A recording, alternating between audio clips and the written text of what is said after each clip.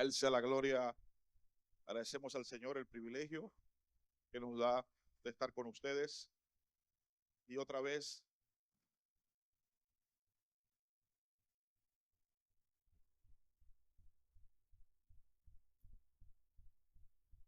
ha habido una batalla hoy, pero estamos aquí en el nombre de Jesús. Aleluya. Ubíquese un sesentico por ahí, tranquilito. Vamos a participar reverentemente de la palabra del Señor. Prestamos atención parcial, resultados parciales recibimos. Y si prestamos atención absoluta, resultados absolutos recibimos. La palabra de Dios está bendecida y voy a hacer una introducción como siempre para que atrapemos esto.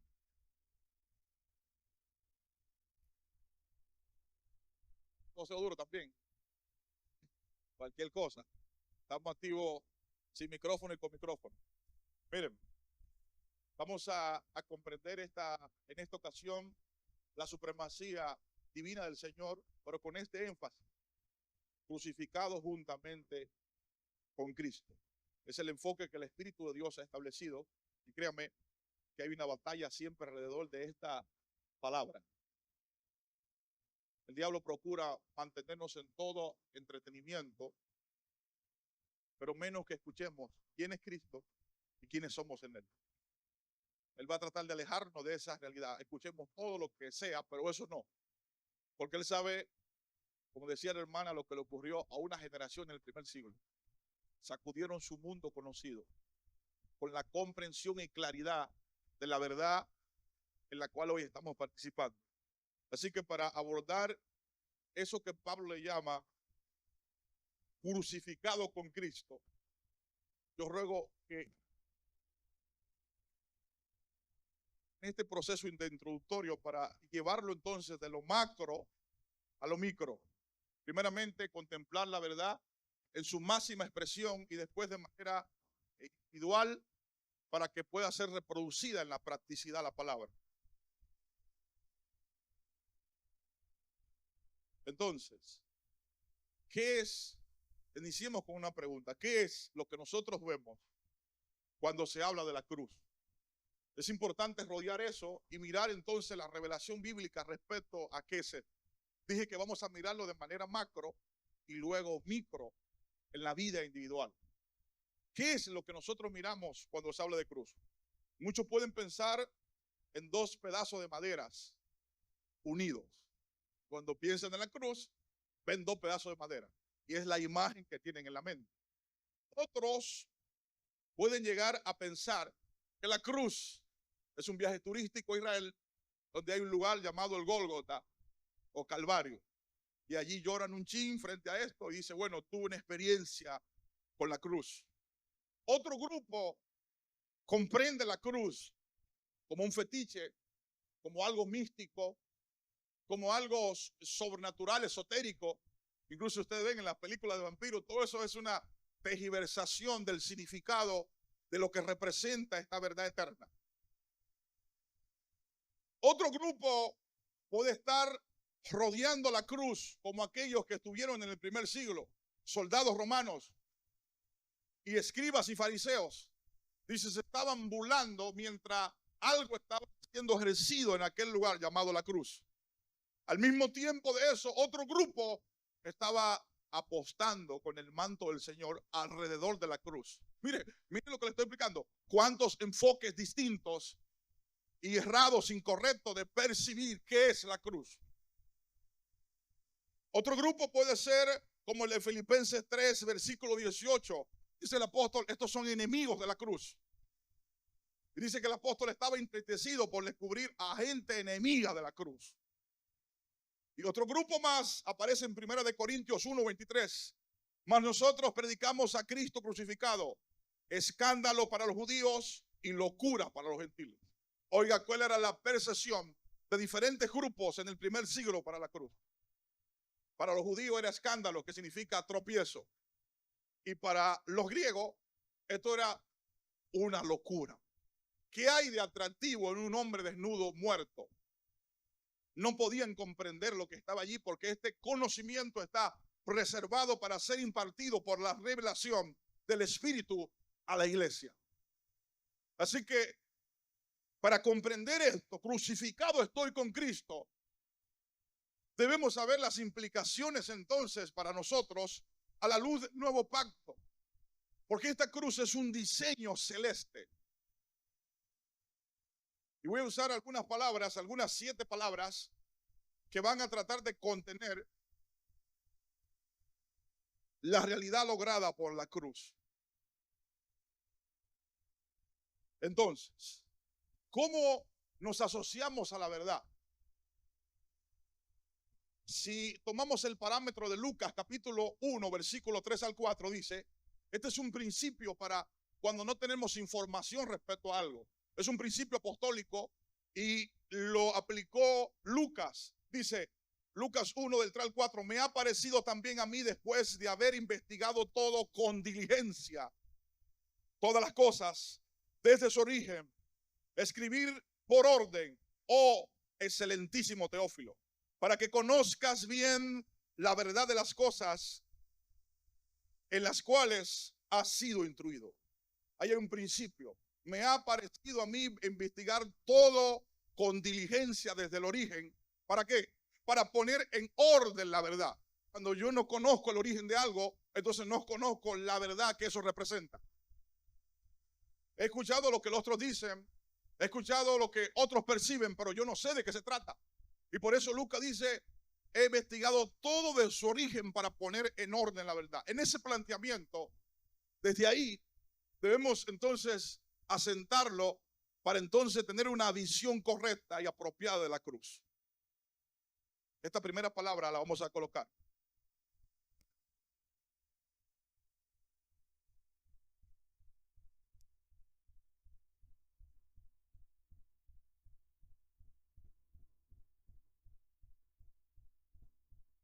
Primeramente, la cruz entonces es, diga conmigo, manifestación.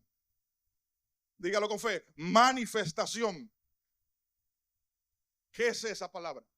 Voy a tomar palabras sencillas para poder aterrizar este contenido. Es el acto de hacer algo evidente, es mostrar o expresar algo que antes estaba oculto y no era posible o no era observable. Es algo que se ha mantenido oculto y no se podía ver. Por eso la cruz es una manifestación. ¿Cómo puedo afirmar eso? Apocalipsis capítulo 13, versículo 8. Y adoraron todos los moradores de la tierra cuyo nombre no están escrito en el libro de la vida del Cordero. Y escucha ahora, que fue inmolado antes de la fundación del mundo. No, eso es una palabra antigua, inmolado, y no comprendemos qué es inmolado. Cuando las traducciones más antiguas como la Vulgata traducen esa palabra, aquí dice, el cordero que fue sacrificado en el principio del mundo. Y la traducción griega de esa palabra significa un sacrificio que fue hecho y establecido. Antes, en el comienzo de los tiempos, el apóstol Pedro se une a esa idea en 1 de Pedro 1, 19 al 20, sino con la sangre preciosa de Cristo, como de un cordero sin manchas y sin contaminación, ya destinado desde antes de la fundación del mundo, para manifestar en los postreros tiempos a vosotros por amor. Un cordero destinado, y Juan dice, un cordero sacrificado. No que iba a ser sacrificado, sino que ya había una antesala de esta realidad en la eternidad. Entonces, cuando hablamos de la cruz, dije ahorita, manifestación. Entonces, mire cómo establece Romanos 5:6. Porque Cristo, cuando aún éramos débiles, Romanos 5:6, a su tiempo murió por los impíos. ¿Cuándo murió? A su tiempo. Así que había un tiempo marcado. Pero porque no se había manifestado en el tiempo, no quiere decir que no existía. Este mensaje, se me olvidó decirle, ahora voy a decir, es comida para comer aquí y comida para llevar. Lo que quiere decir esto, usted va a comer, pero tiene que escucharlo una y otra vez. No porque lo que yo diga, yo sea profundo al hablar, sino la verdad, la cual nos estamos envolviendo contigo de profundidad. Y es importante para nuestro avance y desarrollo. Así que, Gálatas 4, 4 al 5, mire cómo dice: pero cuando vino el cumplimiento del tiempo, Dios envió a su Hijo, nacido de mujer y nacido bajo la ley, para que redimieses a los que estaban bajo la ley, a fin de que recibiésemos el espíritu de adopción. Tanto Gálatas como Romanos 5 al 6 y Gálatas 4, 4 al 5 hablan, pero cuando vino el cumplimiento del tiempo. ¿Qué fue lo que entró el tiempo? Entró el tiempo, aquel cordero que ya estaba preparado y sacrificado desde la eternidad, entró al tiempo. Entonces podemos establecer esto ahora. La muerte en la cruz es la manifestación en el tiempo de todo lo que el Padre había planeado en Cristo Jesús en la eternidad. Voy a repetir lo que dije. La muerte en la cruz es la manifestación en el tiempo de todo lo que el Padre había planeado en Cristo Jesús desde la eternidad. Así que no un pedazo de madera seco, sino es una realidad eterna, es un diseño eterno, es un programa que aún desde el Antiguo Testamento Dios viene dando a conocer por medidas este programa. Si se da cuenta, cómo Sansón mató a sus enemigos. Al final, le dijo a un joven que estaba ahí: búscalo en su casa, ponme la mano derecha sobre la columna. Y después dijo, la mano izquierda. Si yo hago esa posición, ¿qué estoy haciendo? Y dice, mató más en su muerte que en su vida. Sansón, ¿sabe qué hizo? Entró en el diseño. ¿Quiere más? La Biblia dice que a los 430 años Dios iba a visitar a Israel. 430. Esa fue la palabra profética que recibió Abraham. Dile, estarán en una nación vecina, pero cuando lleguen al 400.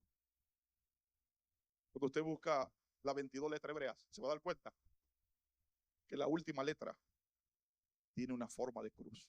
Es una tau, se le llama así, y es una cruz. Y su valor numérico, ¿sabe cuál es? 400. Por eso Dios le dijo a Moisés, busca un cordero. Israel estaba en los 400 años, exactamente en la medida de tiempo que formaba una cruz en el mundo espiritual. Y ahí mismo le dijo, traigan un cordero para sacrificarlo. ¿Se da cuenta? Hay un diseño eterno. Pastor, pero hay un 30. ¿A lo cuánto Cristo inició el ministerio? Y cuando Juan lo vio, dijo, aquí. Pero usted sabe, denle un aplauso, hacer la gloria. Y quién sabe que cuando Juan empezó a predicar, la pastora se lo dijo ya, hay 400 años de vacío. Y ese 400 es una cruz otra vez. Pastor, deme otro ejemplo. ¿Por qué le tengo que enseñar esto? Para que no crea que esto es un jueguito a lo que nos está invitando Dios. Y si la iglesia no comprende esto, es un diseño eterno. Dios le dijo a Moisés, incluso el Nuevo Testamento lo elogia, dice, fue fiel en todo el modelo que se le mostró. ¿Y cuál fue el modelo que se le mostró? A Moisés se le mostró en el desierto un tabernáculo en una posición de cruz. Se le dijo, ponme gente en el norte, ponme gente en el sur, en el este y en el oeste. Y si usted le traza una línea, esa era la forma como el campamento se movía y los sacerdotes operaban. Nadie podía operar, incluso los muebles del tabernáculo estaban colocados en una forma de cruz. ¿Qué quiere decir? Que estos sacerdotes, tipificando el sacerdocio del nuevo pacto, ¿dónde caminaban? En el diseño de la cruz. Por eso cuando Balaam subió al monte a maldecir a Israel, no pudo. Porque nadie puede maldecir lo que está en ese diseño eterno. Se le cambió la palabra y soltó una bendición. Y le decía a Balaam, yo no sé lo que ocurre. Me subo al monte, pero no puedo maldecir lo que está bendecido en Cristo Jesús. Dale un aplauso, a la gloria.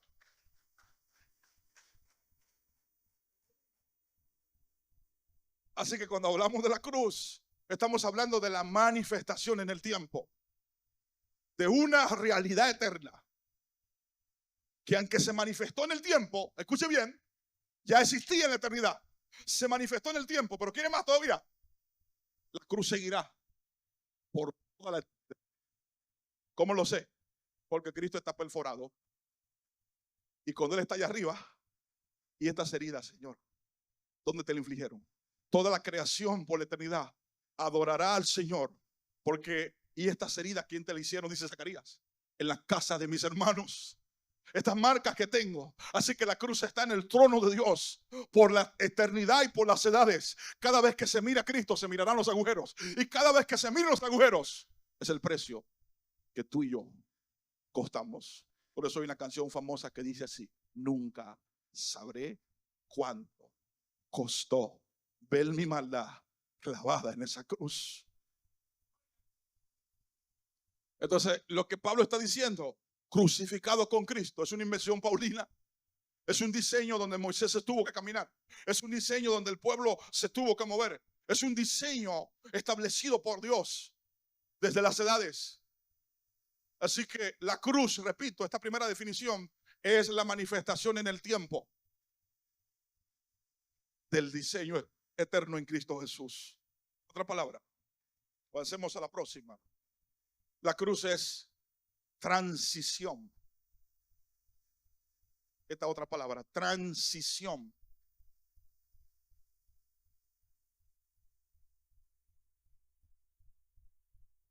Por definición, la transición contempla un proceso de cambio. Es pasar de un estado a otro y de una fase a otra. Por definición, la transición contempla un proceso de cambio. Es pasar de un estado a otro o de una fase a otra. Y los sinónimos de esta palabra son cambio, transformación o metamorfosis. Primero, la cruz es una manifestación de lo eterno en el tiempo. Segundo, la cruz es una transición donde está ocurriendo un cambio y una transformación. Mire esto. La cruz es el instrumento de Dios, mire, por el cual Él ha destruido toda naturaleza antigua. Es el instrumento de Dios para producir la reforma y el cambio.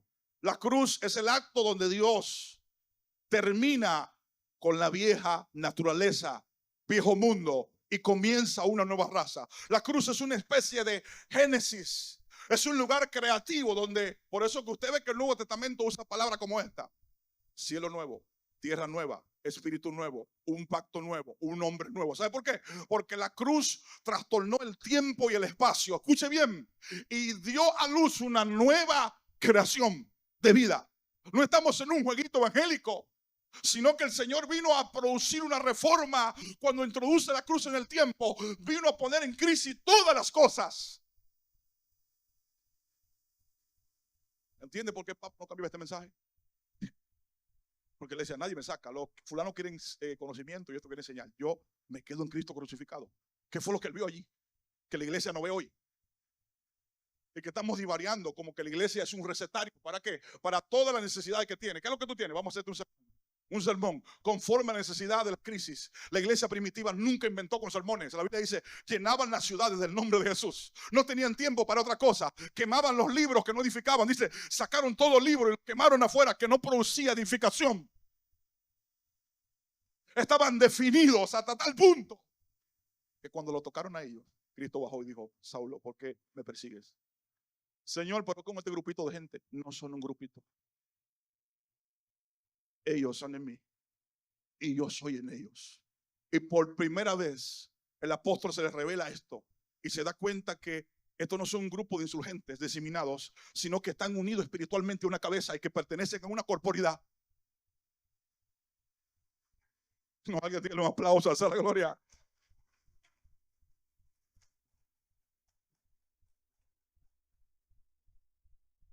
La cruz es el acto donde Dios ha terminado con el viejo hombre y ha comenzado una nueva humanidad. Romanos capítulo 6, versículo 6. No lo voy a explicar, solo a leerlo. Vamos para allá en un momento. Romanos capítulo 6, versículo 6 dice, sabiendo esto, que vuestro viejo hombre fue crucificado. Quiero que note el verbo que hay, fue. Vamos a verlo ahorita eso. Fue crucificado juntamente con él para que el cuerpo de pecado sea destruido, a fin de que no seamos más esclavos del pecado. Mire esto. Es el fin de todo el sistema y de todo lo adámico. Es el fin en la cruz de Cristo. Todo lo que no atraviesa la cruz continúa siendo de la antigua vida, del antiguo mundo y de la antigua naturaleza. Todo lo que no atraviesa la cruz continúa siendo de la creación antigua. Por eso yo no tengo problema. Me dicen, pastor, ¿se va a hablar fulano? No, yo no sé. Yo no sé que si no pasa por la cruz. No, que yo soy de tal religión, de tal concilio. No. Si no hay nuevo nacimiento. Si no hay un nuevo nacimiento producido por la vida que emana de la cruz, yo no me arriesgo a nada. Así que es importante comprender primeramente entonces que la cruz es una manifestación, pero también es una transición. Hay un traslado. Hay un exterminio de la antigua naturaleza. Porque esta antigua naturaleza no puede ser reparada, no puede ser reformada, ni tampoco puede ser redimida. Y eso es lo que ha tratado la prédica convencional cuando se introduce la psicología y la filosofía en el mensaje. Se trata de maquillar y barnizar a Adán, que es un hombre que Dios ya, el veredicto de Dios es sentenciarlo a una cruz para que muera. Porque carne y sangre no va a heredar nada. Lo nacido de la carne, carne es. No puede avanzar en el plan divino. Si no comprendemos esto, esa es una resolución radical. Génesis 6 dice, le dolió a Dios en su corazón haber hecho al hombre. La palabra hombre tiene un sentido singular, pero la palabra hombre también posee un sentido corporativo, porque Adán es un representante de todo un género. Hechos dice, de una sola sangre y de un solo Adán hiciste el linaje de los hombres. Así que le dolió a Dios haber hecho aquella raza. Es una raza condenada. Es una raza caída con problemas. Por eso cuando Cristo se levanta en el Jordán y lo mira el Padre, hay una voz que sale. Y no sale con dolor. Dice, esta es la nueva creación. Esta es la clase de hijo en la cual estoy complacido. Ahora se da cuenta, cuando él entró al agua, simbólicamente está pasando por la cruz, porque el Jordán es muerte, y cuando sube está saliendo en resurrección. Está hablando Cristo, tipificando aquí la muerte y la resurrección, la transición de una nueva humanidad. Él es el primogénito de entre los muertos, para que él tenga la preeminencia en todo. Al sea la gloria. Diga conmigo, la cruz es transición.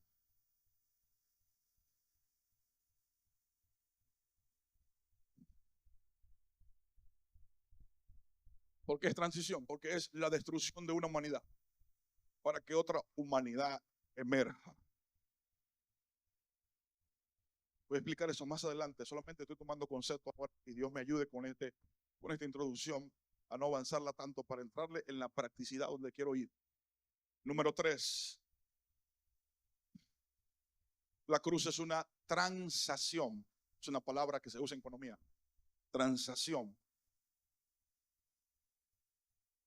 ¿Cuál es el sentido de esa palabra? Es un acuerdo donde dos o más personas intercambian bienes. Es un acuerdo entre dos o más personas intercambian bienes, servicios o información. Generalmente es un cambio por un valor. Eso ocurre en una transacción, hay un valor. ¿Cuál es el valor que ocurre en nosotros? ¿Cuánto yo valgo? Lo que Cristo pagó por mí. Y lo que Él pagó por mí fue toda su sangre. Así que mi valor no me lo da nadie. Ni me lo da pertenecer a algo. No. Mi valor radica en lo que Él estuvo dispuesto a pagar. Y lo dio todo. Por eso las crisis de identidad en la iglesia. La crisis de identidad es la ausencia de conocer cuánto pagó Dios por ti. No es un asunto terapéutico. Los problemas de miedo en la iglesia, dice el apóstol, son la ausencia del amor y la vida de Cristo manifestándose. Los problemas de paz son de inquietud. La paz, cuando no tenemos paz, ¿cuál es lo contrario? Estamos inquietos, perturbados. Dice, justificado pues por la fe tenemos paz para con Dios. Quiere decir, la ausencia de conocer la justicia que Cristo ha traído produce inestabilidad en el corazón. Los problemas de ataduras en la iglesia, ¿qué son? Conoceréis la verdad. Son la ausencia de no conocer la verdad, que es Cristo. ¿Se da cuenta? Es la ausencia de Cristo permanentemente. No es para que inventemos cosas. Esto es un peligro.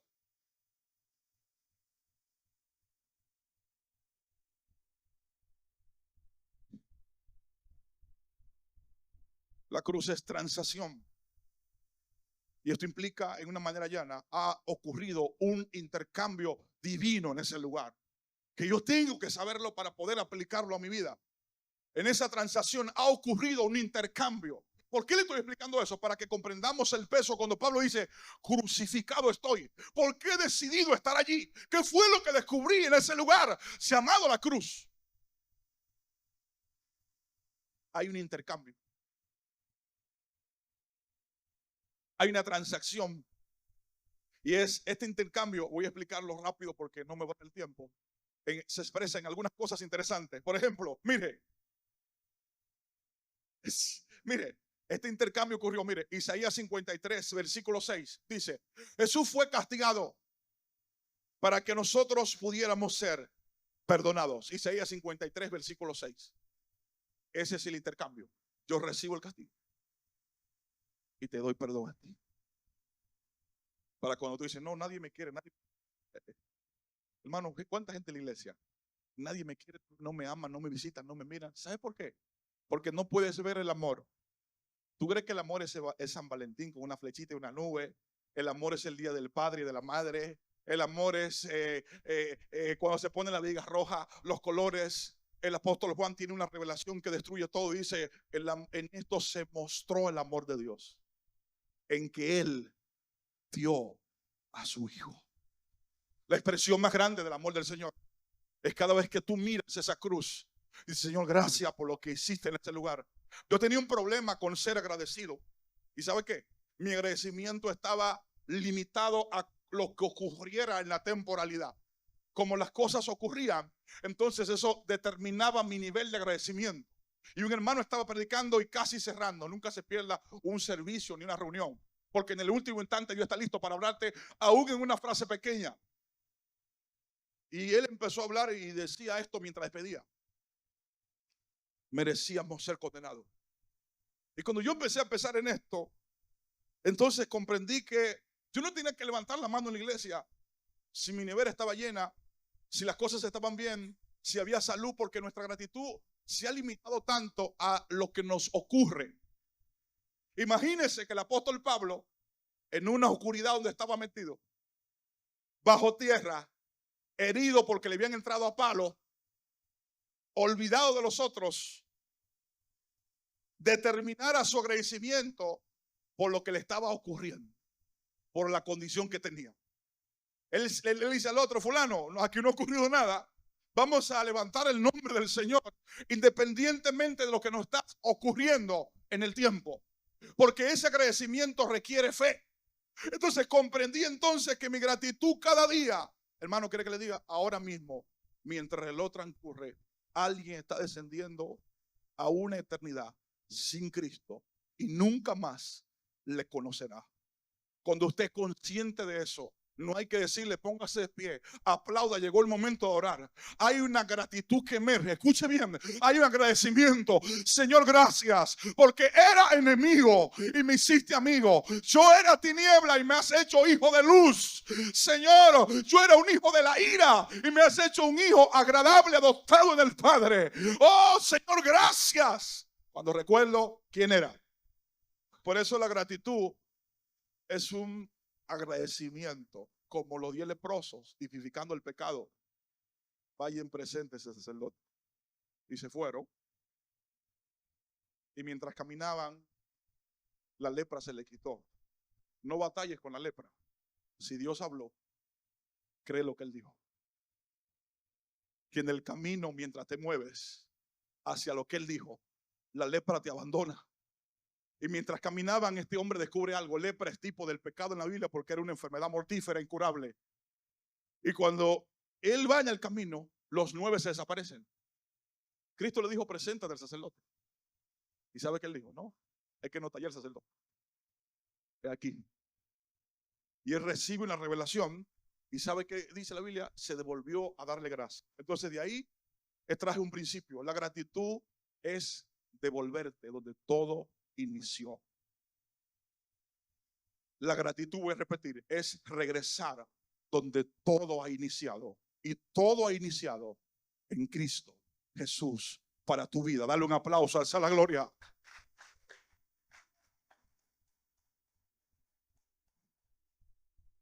La cruz es transacción, es un intercambio. Jesús fue castigado para que nosotros pudiésemos ser perdonados. El castigo de nuestra paz fue sobre él. Isaías 53:6. Segundo, Jesús fue herido para que nosotros fuésemos sanados. Isaías 53, versículos 4 al 5.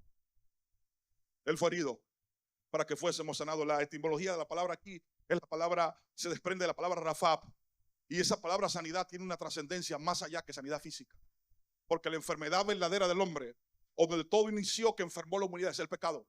Es sanar integralmente al hombre desde lo profundo del ser. Por esas heridas, la sanidad ha sido esparcida del virus que se estableció en Génesis. Ese virus que enfermó a toda la humanidad. Ahora Cristo se ha convertido en el sanador y dice, por esas heridas fui yo sano. ¿Se va dando cuenta? Hay un intercambio. La cruz está produciendo una transacción sobre vida. Todo esto tiene que apuntarlo y otra vez repetirlo y oírlo. Las ovejas mastican la hierba 50 veces con su segundo estómago para sacarle la sustancia a lo que están escuchando. No es un asunto de que usted se motive y se impresione, sino que la edificación ocurra. Dios está interesado en desarrollar la vida del Hijo en nosotros. Y esto requiere tiempo, porque esperó miles de años en la ley y se ha tomado toda una eternidad para que esto pueda ocurrir.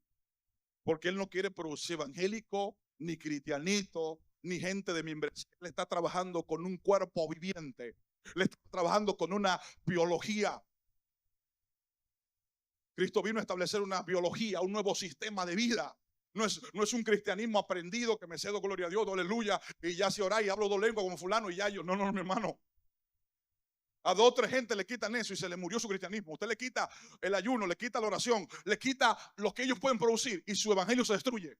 Porque está fundado en lo que pueden hacer, no en lo que Él hizo. Pastor, ¿qué usted dice?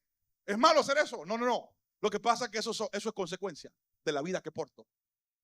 Yo no puedo pararnos aquí una hora a predicar el poder de la oración, porque la oración está vacía. Lo que le dio poder a la oración.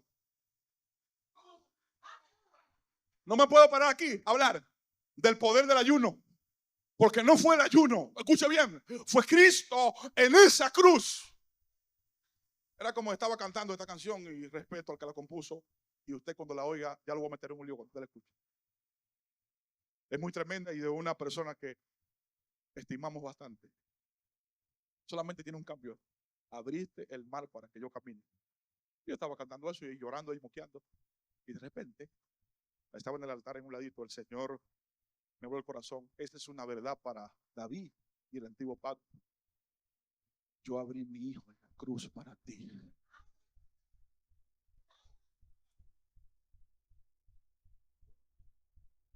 Es muy diferente agua que el hijo. Ustedes ven que a veces cantamos en una mentalidad antiguo pacto. Pastor, ¿qué hacemos? ¿Lo dejamos de cantar? No, cántelo, pero como usted lo canta, sepa que ocurrió algo más grande que el agua. Tenemos que revisar lo que estamos hablando. ¿Por qué? Porque las palabras tienen poder. Dice el pastor Liendo, las palabras construyen conceptos y ideologías. No son inofensivas. Por eso es un peligro lo que estamos ministrando. Porque hay una hora que ha sido establecida en la transición que esta cruz ha producido. Mire otra más. Número 3. Estamos hablando de transacción. Ha habido un intercambio. Jesús tomó nuestro lugar y cargó nuestro pecado y se hizo pecado para hacernos justicia a nosotros. Isaías 53, versículo 10. ¿Ve? Hay un cambio. Él está tomando y dando. Eso se llama intercambio. Y por eso le puse transacción. Hay un cambio. Él está tomando mi lugar y dándome, otorgándome algo a mí. Algo que yo merecía. Isaías 53, versículo 10. Mire, esta número 4. Jesús murió nuestra muerte para que nosotros pudiéramos recibir su vida. Hebreo 2:9. Él sufrió nuestra muerte para que podamos participar de la vida. Así que esto no está fundado en un vacío, sino que Él puso toda su vida por nosotros. Estudiando la carta a los Gálatas en estos días que estamos metidos ahí, fue el primer conflicto de la iglesia, luchar contra el judaísmo, contra la religiosidad, contra el autoesfuerzo por las obras que se quería introducir a la iglesia. Encontramos esta palabra, dice, Él se dio a sí mismo, decía la pastora allí. Y el Señor me decía, ¿te diste cuenta? Cuando lo iba a salvar a ustedes, no mandé un querubín, ni a un ángel, ni a un serafín. Porque el pecado no podía ser corregido por nadie creado. Pero tampoco nadie en el antiguo pacto, haciendo expresiones religiosas, guardando ritos, pudieron contra el pecado. Ni pudieron las estructuras creacionales, pero tampoco pudieron los hombres en el plano terreno. ¿Qué me quiere decir esto? Que la dimensión del pecado es tan terrible, es tan fuerte esa sustancia, que Él se tuvo que dar a sí mismo. Y fue con la vida de Él que se trató con el pecado. ¿Cuál es el principio para mí? Que yo no puedo con métodos humanos lidiar con los pecados que me atacan. Necesito participar de la vida de Él para poder derrotar lo que ya le ha derrotado. Voy a repetir lo que dije. Si Dios utilizó su vida para tratar con el pecado, no usó cosas de la creación, y mucho menos pudieron las obras de los hombres. Entonces ya me está dando a entender que nada de lo que yo haga, por más que me esfuerce, no voy a poder. Necesito, escuche bien, ser habilitado por la vida que derrotó el pecado, para que en ella camine la victoria que Él me ha designado. Dale un aplauso al Señor de la gloria. Gálatas capítulo 3, versículo 13 al 14. Gálatas 3, versículo 13 al 14. Jesús se hizo maldición por nosotros, para hacernos bendición a nosotros. Él llevó la maldición, pero se hizo maldición. Yo puedo entender un poquito que Él lleve la maldición, pero que se haga. Eso es exagerado para un hombre, pero para un Dios no lo podemos entender eso. Porque se está volviendo la esencia. El creyente que comprende esto, que toda maldición ha sido anulada, no puede vivir en este nuevo pacto. Porque ahí en ese contexto, yo no lo estoy leyendo, pero cuando tenga tiempo léalo en Gálatas. Está hablando de la maldición de la ley. La maldición de la ley consistía, si haces lo bueno, te irá bien. Si haces lo malo, te vendrán todas las maldiciones de este libro. Eso se llama causa y efecto. ¿Cómo vivía el creyente en el antiguo pacto? ¿Cuál era su motivación para hacer las cosas? Y examine si esa es su motivación, porque si usted está aquí en el nuevo pacto y su motivación se parece a esa, entonces usted está viviendo en el Antiguo Testamento, aunque esté en el nuevo pacto. La motivación en el antiguo pacto era, si lo hago bien, Dios me recompensa. Si lo hago mal, Dios me castiga. Así que el servicio a Dios estaba condicionado en lo que me podía dar, en lo que podía recibir, o con el temor que si lo hago mal, Dios me corta. Perfecto. Y te dirá, pastor, ¿y cuál es el peligro de eso?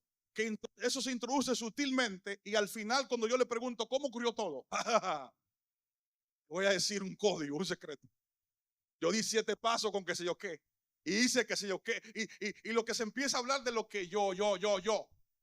Pablo redujo todo esto, lo que Él ha hecho es lo supremo, no lo que yo puedo hacer. No es el precio que yo pago, sino el que Él pagó en la cruz.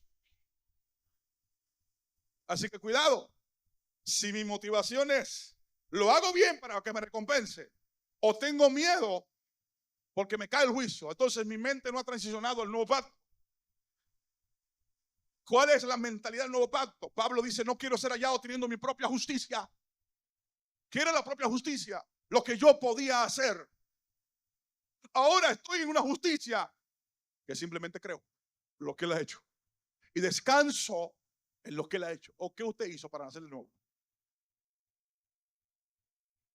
Y usted sabe todo el poder que se tuvo que liberar para transformarlo usted. Pastor, ¿cómo lo sé? ¿Cuánto gasta el Estado en Alcohólicos Anónimos y en Guaris Crea? Millones para domesticar esa fiera y no puede. Sin embargo, en un instante, el espíritu de resurrección entra a tu espíritu. Ay, ay, ay, ay. Alguien diga amén. Oh, gloria a Dios. ¿Sabe qué? Hay una nueva creación que se establece. Hay un poder liberado de parte del Señor. La cruz ha anulado toda maldición. Usted no puede caminar con ese entendimiento. No, si yo no diezmo, viene el devorador de Malaquía y me destruye. Mira, y lo dice pastor, Malaquía 3, eso se llama maldición de la ley. Usted entonces lo que hace es bajo el miedo, la motivación para hacer, para diezmar y ofrendar. ¿Qué lo motiva? El miedo. Cuando Abraham diezma, lo primero que le aparece es Melquisedec, Cristo. Y le aparece un pan y vino delante. Y cuando Abraham ve el sacrificio, dice, en este pacto, en este sacrificio, por lo que Cristo hizo, sacó sus diezmos. Y dijo, Señor, gracias por lo que hiciste en esa cruz. Eso es muy diferente a hacerlo por el miedo. Eso es muy diferente a hacerlo también por temor a la maldición, pero también, si lo hago, Dios me bendice. También es incorrecto. ¿Por qué? Porque Efesios 1 dice, yo fui bendecido con toda bendición en lugares celestes en Cristo Jesús. Pastor, entonces, ¿qué hago? Lo hago por amor, por fe, por gratitud delante del Señor. Y no para ser bendecido, sino porque ya soy en Cristo bendecido. Dale un aplauso hacia la gloria.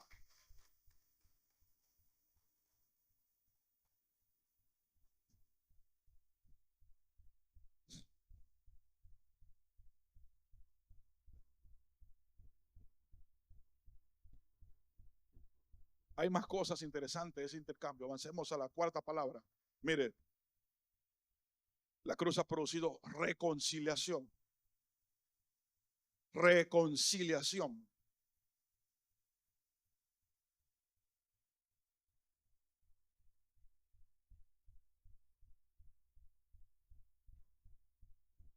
La reconciliación es el proceso de restablecer la armonía y la paz entre dos partes que estaban antes en conflictos y separadas.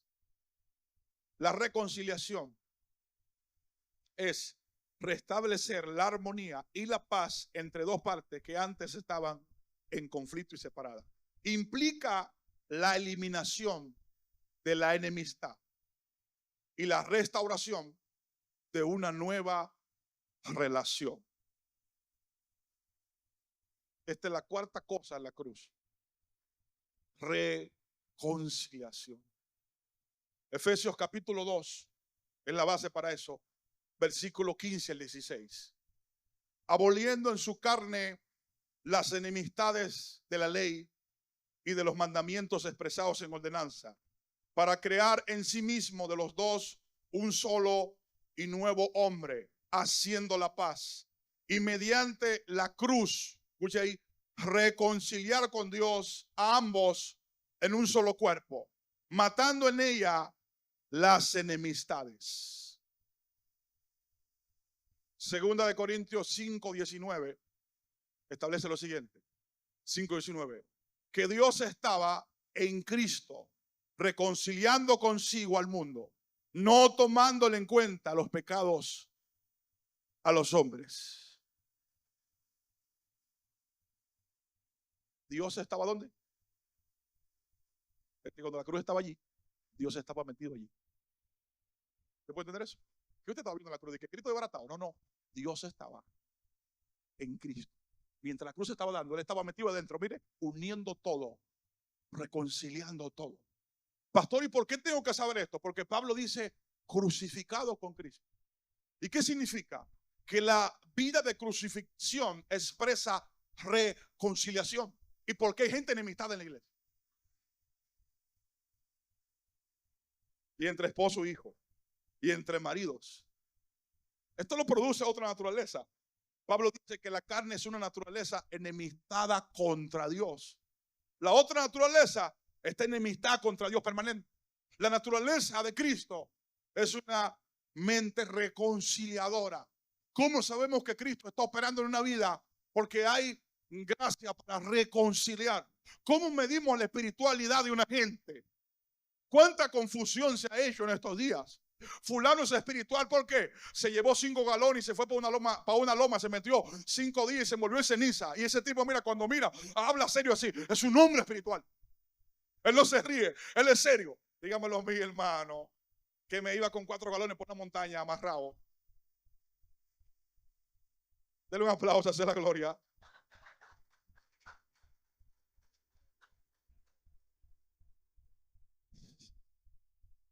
Una locura. A toda esta cara rígida y a todas estas expresiones le llamamos espiritualidad. No, que fulano es espiritual, él casi ni habla. ¿Y qué es esto?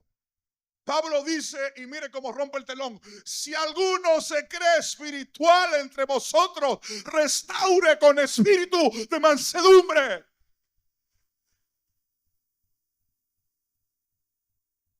Es una vida que restaura y reconcilia a los otros, sonriendo, ayudando, participando, no deleitándose de la caída de los otros. Ah, no, se lo dije.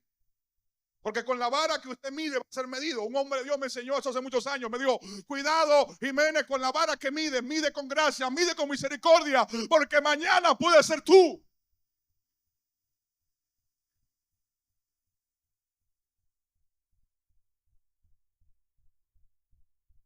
Usted sabe que unos pastores, había una ovejita que me dio una batalla de unos cuantos años así, como martillando a uno, así como una espinita, y eso es una batalla.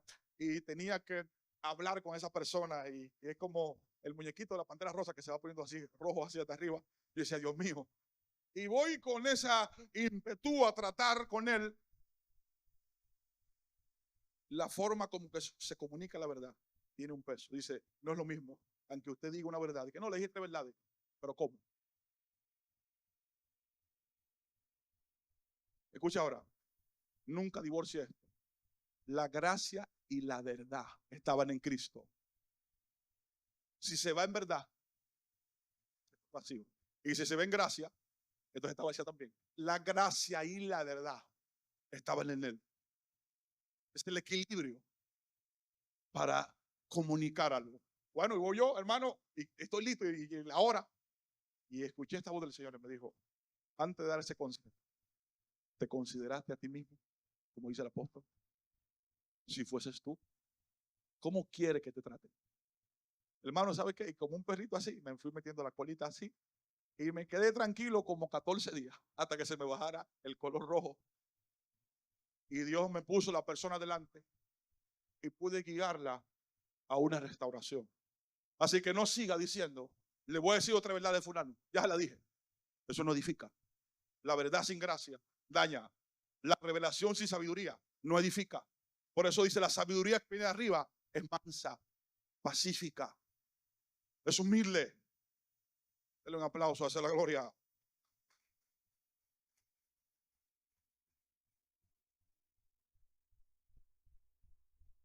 La cruz entonces es reconciliación. Número 5. La cruz es inclusión. Inclusión. Esa palabra número 5 es inclusión. Mire, la inclusión es el acto de incluir a todos que sean parte de una misma cosa, de una misma esfera. Eso es incluir. Por eso en Gálatas 2:20 él dice: con Cristo estoy juntamente crucificado. Ahora yo pregunto, ¿eso es una verdad de Pablo o una verdad corporativa? Es de él participa él, porque él está diciendo: con Cristo estoy, Pero se da cuenta que hay más pasajes en el Nuevo Testamento que dice que fuimos incluidos en su muerte. Eso se llama exclusión. Usted no le preguntaron, a usted lo incluyeron. Fuimos incluidos en la semejanza de su muerte, en la semejanza de su resurrección, y no han posicionado en lugar celeste. Es una inclusión que él ha logrado sin preguntarle. Por lo tanto, contra todo lo que usted batalla, contra todo lo que pelea, ya está allí en la cruz derrotado. Es un asunto, escuche bien, de despertar el entendimiento para recibir la victoria que ya le ha dado. Con lo que sea que esté luchando. Usted no, ¿cómo dice? Yo no soy vencedor, y usted tampoco. ¿Cómo que dice? Somos más. Estamos en un nivel más para allá. ¿Usted cree que el diablo sale cuando usted le dice en el nombre de Jesús, o por las oraciones que hace, por la melodía que cantamos? No. El diablo responde a la notificación de lo que se logró hace 2000 años en esa cruz. Nosotros estamos participando simplemente de lo que ya él ha logrado. Estamos notificando lo que ya ha ocurrido. Estamos incluidos en ese lugar. Cuando yo leía esto de Pablo, quería, wow, Pablo sí es espiritual. Oye, el crucificado. Y yo me veía sin crucificar. Porque creía que era una experiencia de él. Pablo fue utilizado como el modelo a la iglesia gentil. Y todo lo que le ocurre a él está supuesto a manifestarse en el cuerpo de Cristo. Le está modelando todo lo que puede hacer la vida de Cristo. En ese primer siglo, porque la iglesia primitiva avanzó un poco, pero se quedó en nada en el entendimiento de las verdades eternas. No comprendía cosas.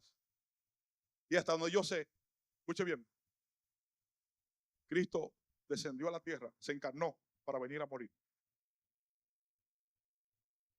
Y después dice la Biblia, ascendió y se sentó ¿dónde?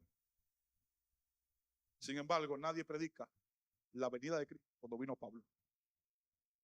¿Qué sería tan fuerte que se tuvo que levantar de la silla y bajar camino de Damasco? Esa es la venida cuando él se revela. Le faltaba a la iglesia no simplemente la venida de la muerte y encarnación. Faltaba la venida donde él se empieza a revelar para mostrar la gloria de quién es él y lo que ha logrado. Cuando él se revela, ¿qué lo perturbaba? Que tuvo que descender a mostrarse la Saúl. Parece que el primer grupo comprendió una parte, pero no comprendía completamente de qué se trataba. Porque Pedro y Juan seguían, ¿sabe dónde? Con el relajito, a la oración de las 3, en la sinagoga. Y yo decía, no, pero que Cristo sanaba enfermo aquí. Y estaban haciendo una mezclatura de cristianismo y judaísmo. Y había un problema con esto. Estos apóstoles no comprendían. ¿Usted no ve cómo Pedro le jala la oreja en Gálatas? Mire, ¿qué es lo que tú estás haciendo, muchacho? No, Pablo, tú no sabes que le hablé a Ananí y Zafira y Damás le caían al suelo y se murieron. Pablo, tú no sabes que con las sombras se sanan los enfermos. No tengo que ver. Lo que te pregunto es, está distorsionando la imagen del evangelio de Cristo. Mucho cuidado, alíñate. Viene una hora cuando se va a despertar una unción de hombres con la revelación que le van a decir a 2 o 3 porque ellos creen que levantan un paralítico muerto y son los super ungidos y son incorregibles en el cuerpo. Miren la humildad de Pedro, que se queda en silencio y después se escribe. El apóstol Pablo escribe cosas difíciles de entender que los indoctos tuercen. Es un hombre lleno, aunque tenía dones, es un hombre corregible. Aquí hay un grupo de gente que no se le puede hablar.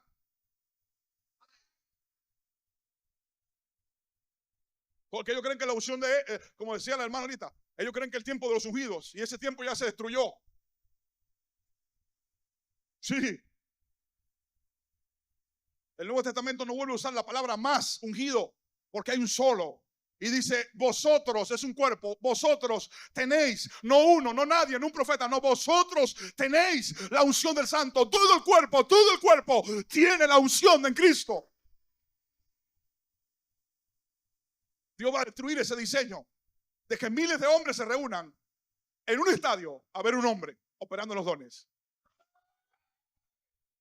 Lo que viene es todo el cuerpo de Cristo operando como estaba Ananías, un simple miembro. Cristo se le aparece y le dice, mira, ábreme los ojos a Saulo ya, que lo voy a llamar a un ministerio. No sabemos mucho si Ananías era profeta, evangelista, pero era un hombre lleno de la vida resucitada y fue a hacer el trabajo que Dios dijo. sírveme y cáeme atrás para que te pegue los míos. Eso es ministrar el antiguo pacto. Eliseo, que te va a caer el manto y que cuando tú vengas por el Jordán, hermano, cuántas enseñanzas se construyen en esto. Todo ese disparate.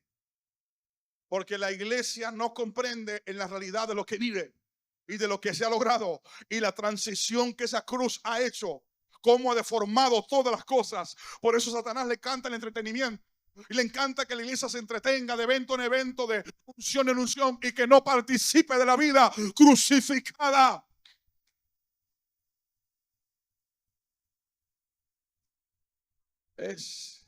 Hay un amigo mío que dice, parece piedra, pero es maná. Denle un aplauso, hacia la gloria.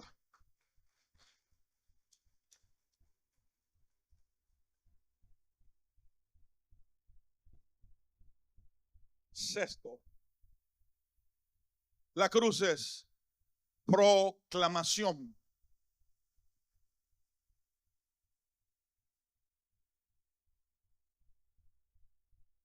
¿Proclamación de qué? ¿Qué es una proclamación? Es el acto de anunciar algo y declarar algo de manera pública. Una proclamación es la cruz. ¿Por qué le estoy explicando todo esto? Para que entendamos qué significa estar crucificado allí. Para que se despierte el hambre en nosotros de participar de esto. La cruz es proclamación. La cruz es la proclamación de la victoria total en Cristo de Dios. La cruz es la proclamación de la victoria total. Está resumido en la palabra que se dijo ahorita y que está en la Biblia. Consumado. Es. Cuando yo participo de la cruz, estoy participando de la victoria total. Esta victoria afectó diferentes ámbitos. Colosenses 2, 14 y 15 dice que el Señor triunfó sobre principados y potestades. Clavó el acta que era contraria sobre nosotros y la exhibió en la cruz. Ahora lo que el griego dice es esto, que Él los agarró a todos como un cortejo triunfal. Escuche bien, y lo exhibió en lugares celestes. Agarró a todas las huestes, todos los principados, el que usted quiera llamar, el color más grande, llámele Leviatán, llámele Jezabel, el que usted quiera, los demonios que se invitan a la iglesia, los brujos, quien sea, escuche bien, dice, los amarró a todos. ¿Y sabe qué hizo? Lo exhibió públicamente por lugares celestes. Por eso, escuche bien, cuando usted reprende a una potestad de esa, ¿sabe qué? Usted está notificándole la derrota que ya ha sido exhibida en Cristo Jesús.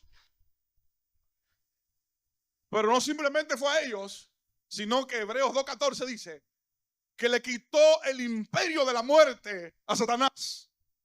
Hebreos 2:14 dice, mientras los hijos participaron de la carne y la sangre, él también participó de lo mismo para destruir el imperio de la muerte, el cual estaba bajo el gobierno de Satanás. Así que, escuche, en la cruz destruyó a principados y potestades, pero también el poder de Satanás. Mire cómo lo va colocando uno por uno. Y hay una profecía que está en el libro de Oseas y dice, oh muerte, yo seré tu muerte. Una de las cosas que había que corregir era este poder que había entrado a la tierra, la muerte. Porque la muerte no es el diablo, es un poder, es una potestad. Por eso en Hechos 2 dice, y la muerte no pudo retenerle. Escúchame, hubo un conflicto para retenerlo. Así que, escuche bien, estaba matando, oh muerte, yo seré tu muerte. Mientras él estaba muriendo, a la misma vez estaba matando todo lo que te quiere matar a ti. Ay, ay, ay, dale un aplauso al Señor de gloria. Usted no ve cómo él dice, he aquí el que vivo y tengo las llaves de la vida y de la muerte. ¿Qué significa la palabra llave? Tengo autoridad, acceso sobre todas las cosas. Entonces, cuando Pablo dice crucificado, ¿de qué está hablando? De un lugar donde nos ponemos tristes simplemente. Escúchenme, está hablando de algo, de una ubicación gloriosa. donde ocurren cosas que no pueden ser explicadas con la fonética articulada ni con el lenguaje, sino que tienen que ser experimentadas en la vida de cada ser humano. Por eso en una ocasión él dijo: traigo en mí las marcas. Yo sé de lo que le estoy hablando. Esto no es una teoría. En la vida que camino, en la vida que porto, yo pudiera ser el hombre más amargado, porque me he quedado en alta mar solo. He caminado a veces y me han atracado ladrones sin números. He estado preso aproximadamente 4 años. Es más, quiere que le diga, no he tenido una prenda para vestirme, porque le dijo en una ocasión a Timoteo: dile que me traiga el abrigo. Ni siquiera tenía la prenda de vestir. Escuche bien, tenía todo para ser el hombre más frustrado. Y venir aquí, convertirse en una víctima y decir: al Dios que yo le sirvo me dejó solo en el agua. Al Dios que yo le sirvo permitió que me dieran palo. Él tenía todos los argumentos. Sin embargo, ¿sabe cómo le escribió a los filipenses? Otra vez os digo, regocijaos siempre. Cuando yo veo ese evangelio, digo: Señor, ¿y qué es eso? Yo me siento, ¿sabes qué? Me siento como que se me destruye la potalita. Digo: Señor, pero yo no conozco ese evangelio. Y me da ganas de arrepentirme otra vez, decir: Señor, permíteme la participación de esto. Por eso el mundo no ha visto a la iglesia operar. Un montón de religiosos por ahí haciendo loquera y brinco. No una iglesia operando desde este entendimiento y de la posición que ha sido lograda en Cristo Jesús. Prepárese, que ese es el último mover. Escuche bien, la participación en la vida resucitada.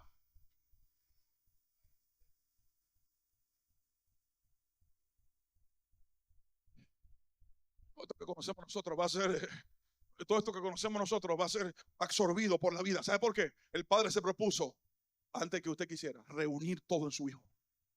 Y eso es como un imán que está reuniendo y expandiendo todo en una sola esencia en Cristo. Por eso procure que todo lo que usted haga, negocios, matrimonios, decisiones, hágala desde el ámbito de Cristo. No si el pastor está ahí, no si me vio el líder.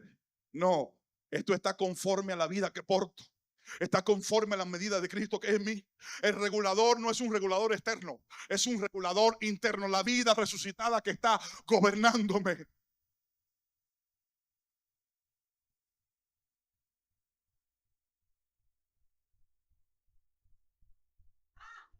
¿Usted ve lo que es la cruz? ¿Quiere más? Cuando estuvo en la cruz allí, su cuerpo se convirtió en una prisión para matar todo.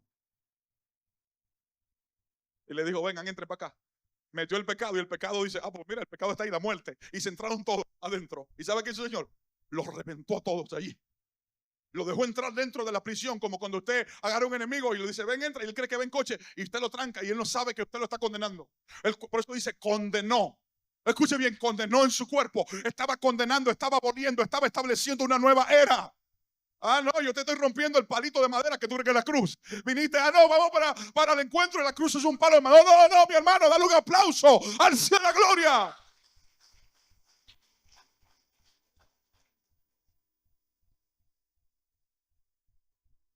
Como dijo alguien a mí: mire el lenguaje que hay en el cristianismo. Pastor, usted es cristocéntrico. Y el Señor me dijo: respóndele con él. ¿Y tú qué eres? A 90 o a 103 como Randy Johnson. ¿Y tú qué eres? Porque esto es un grupo de gente y un grupo de predicadores. Esto de la pastora Kenia, de un grupo. Hermano mío, este es el diseño de la iglesia. Lo que pasa es que hemos estado entretenidos con otras cosas, con otras palabras, con otras administraciones. Hemos excluido, escuche bien, a la roca de edificación, la piedra desechada por los edificadores, que ha venido a ser la cabeza del ángulo. No puede haber edificación si Cristo no está presente. Por eso todo lo que usted escuche, no que se vuelva crítico de aquí, todo lo que usted escuche, filtre la realidad de la obra de Cristo. No importa cuán escritural suene, está Cristo ahí. Porque tenemos una iglesia enamorada de los personajes y de los ungidos del antiguo pacto. Yo oigo a cristianos con esto que dicen que cuando yo vaya al cielo quiero ver a Elías. Y cuando yo vaya al cielo quiero ver lo que tiene 6 alas. Y yo, ¿qué es eso? Hermano, yo quiero ver como Rebequita, Génesis 24, una figura que está allí. Cuando Eliezer, que representa al Espíritu Santo, el criado de Abraham, le dijo: mira quién está allá. Dice ella, wow, me hablaste de él y vine contigo caminando. Pero ahora, dice, se desmontó del camello y corrió hacia él. Ese es de la iglesia. Rebeca es una figura de la iglesia. Isaac representa a Cristo. Y el momento donde estamos es para enamorar a la iglesia de su esposo. No de ningún ministerio, ni de ningún llamado, ni de ningún hombre, sino de Cristo Jesús. Pastor, ¿cuál es el problema con estos personajes? Es que mi amado es hermoso entre millares. No me lo confunda. No me lo confunda. Dice la amada en Cantar de los Cantares, Él es amado entre millares. No que Abraham tuvo fe. Cristo es el autor y consumador de la fe. No que Salomón fue sabio. En Cristo está la multiforme sabiduría de Dios. No que Abraham fue. Antes que Abraham fuese, yo soy. No que fue fiel Moisés en la casa. He aquí uno mayor que Moisés. Y cada vez que ellos colocaban a alguien, Cristo se lo derribaba. Porque Él es señalado entre millares. O murió por ti Elías, Moisés, Isaías. Quien murió por ti fue Cristo. El problema es que estamos sacando moraleja del Antiguo Testamento y lo convertimos en sermones. Y el Antiguo Testamento dice, era sombra, figura. ¿De qué? Del que había de venir. Escudriñen esa escritura, porque ellos hablan de quién. En el rollo está escrito de. Entonces, ¿qué es lo que hemos hecho? Inventando estructura. Pastor, como usted lo sabe, 26 años en esto. Y tuve que arrepentirme y pedirle la gracia a Dios. Y dice, Señor, dame la gracia, porque tengo una responsabilidad con tu cuerpo. No me atrevo a llamarle revelación a donde Cristo no aparezca. No me atrevo a decirle, el Espíritu me dijo, si no veo a Jesús. ¿Por qué? Porque Cristo dijo, cuando el Espíritu venga, Él lo guiará a la verdad. Cristo dijo, yo soy la verdad. Cuando Él venga, hablará de mí. Tomará de lo mío. Así que la tarea del Espíritu no es chismear, sino edificar a la iglesia con Cristo. Denle un aplauso, hacia la gloria.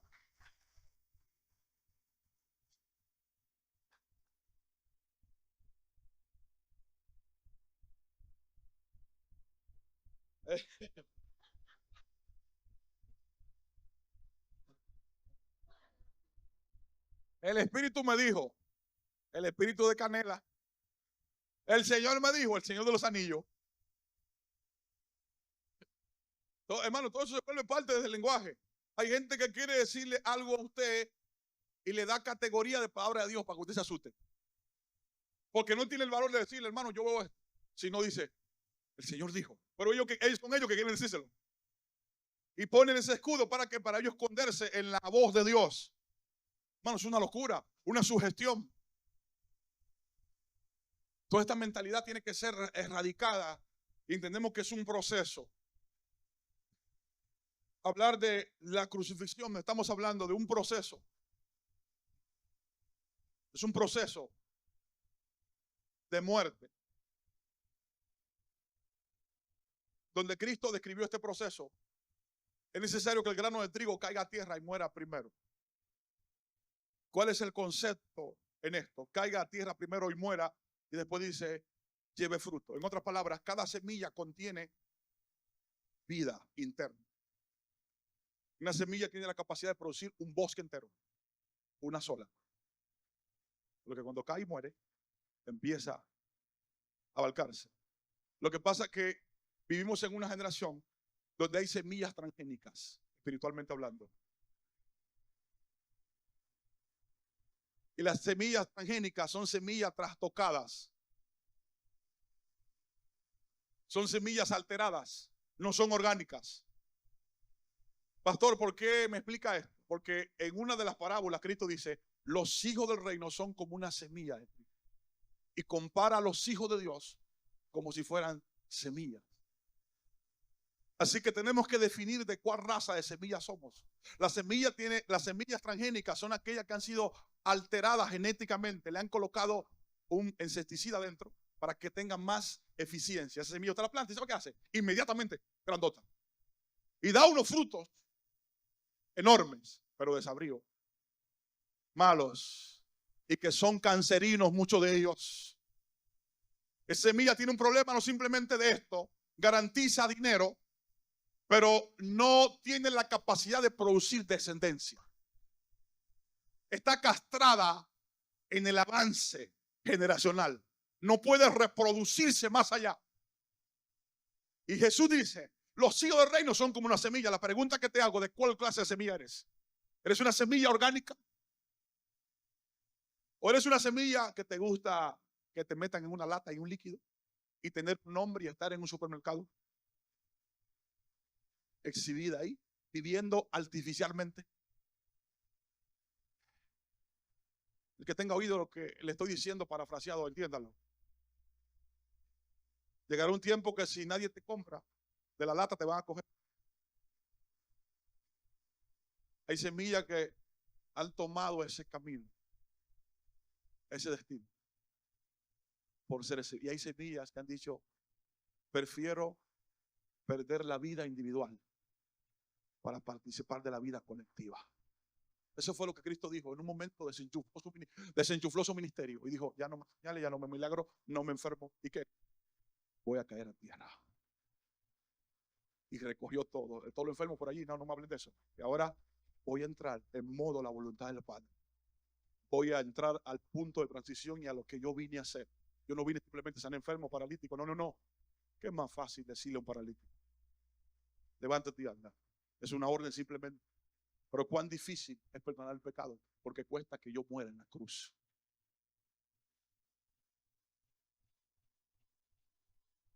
Hablar de la cruz, estamos hablando de todas estas palabras que recogen este concepto. Es manifestación donde lo que estaba eterno se dejó ver. Es transacción porque se ha producido, transición, porque hay una metamorfosis, un cambio de muerte a vida. Es transacción porque ha habido un intercambio. Él ha tomado nuestro lugar para darnos un lugar delante de Él. Es reconciliación porque hemos sido reconciliados y toda enemistad ha sido tomada en esa cruz. Es inclusión porque hemos sido incluidos. Quiera usted no, está ya dentro de ese programa si usted nació de nuevo. 6. Es proclamación porque es la proclamación de la derrota de todo principado y potestad. En ese lugar han sido sometidos. Por eso Cristo, ¿dónde está? Sentado. No está como David decía, levántate. Él no se va a levantar de ahí hasta no buscar a la iglesia. El Señor no está en taquicardia ni tampoco es un bipolar. Le ama hoy, mañana no. No, yo siento que Dios no me quiere. Pero ahí ese lenguaje a los cristianos. Yo siento que Dios no me quiere. Y ellos se manejan en el sentir y dice, en Él no hay sombra de variación. Él no cambia. Es inmutable su naturaleza. Aunque tú seas infiel, dice, Él permanece fiel.